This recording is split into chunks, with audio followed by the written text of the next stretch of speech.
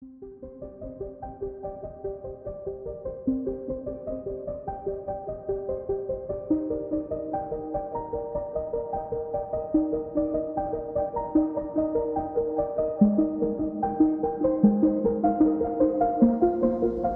brothers and sisters in Christ, amongst the many flaws we have as human beings in our perceptions is one that's known as recency bias.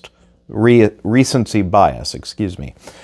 way in which we tend to ascribe a greater weight to more recent things than to past things.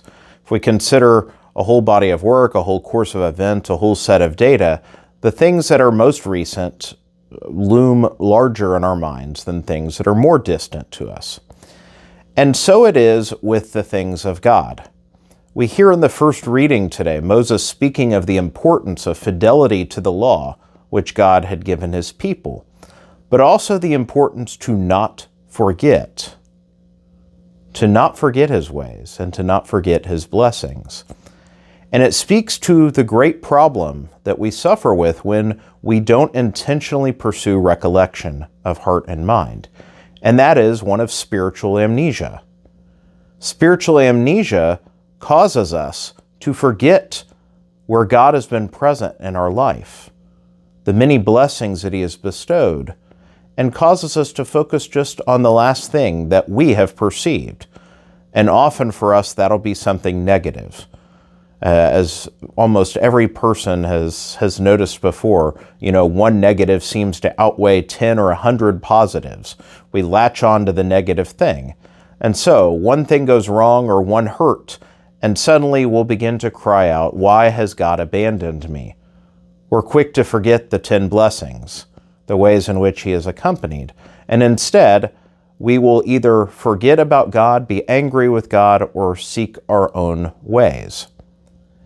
But in fact, if we pursue the path of recollection, and that is to constantly, intentionally examine our minds and hearts, and that includes the events of each day, to see where has God been present, and perhaps not even in ways I noticed at the time. Perhaps I was distracted or I was too busy, but when I step back into the quiet, I can look and be, wow, that was powerful, or wow, that was a God moment, and I missed it. We can see the fingerprints of God all over our lives. And when we make a point of being mindful of this, we can assume a position of greater attitude. We will be closer with God.